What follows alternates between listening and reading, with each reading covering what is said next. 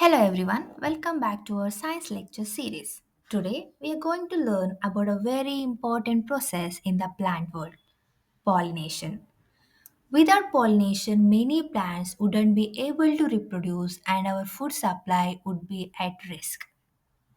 So, what is pollination?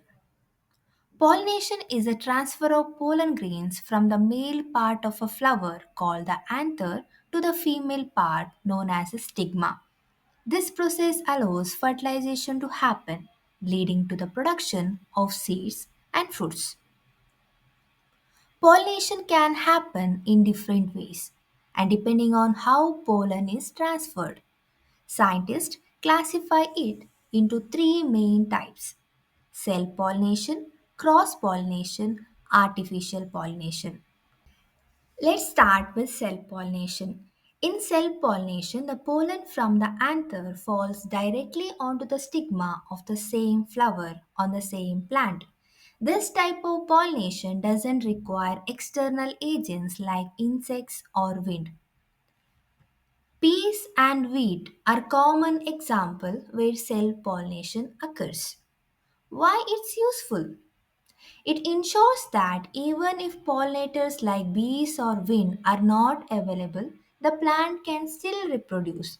However, it also reduces genetic diversity. Next is cross pollination.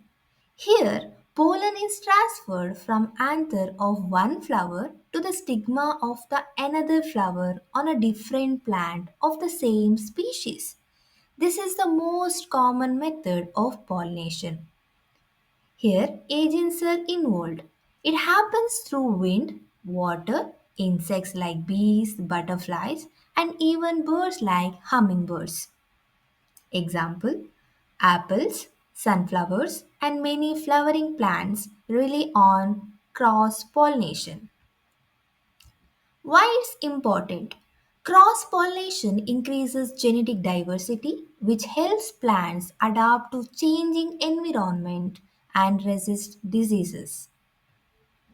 The third type is artificial pollination. In this method, humans assist in transferring pollen from one flower to another using tools like brushes or by hand. Example: this is commonly done in agriculture, especially with crops like fruits and vegetables, to ensure better yield and control over plant breeding. Why it's used? It helps farmers grow more crops and ensures that plants with desirable trait reproduce. To summarize, pollination is essential for plant reproduction. Self pollination happens within the same plant. Cross pollination involves another plant and helps increases diversity. Artificial pollination is done by humans to boost crop production.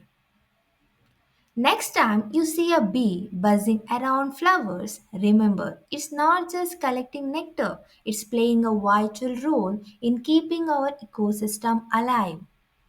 Thanks for watching. If you have any questions or want to learn more about how plants grow, drop a comment below and don't forget to like and subscribe for more science lessons.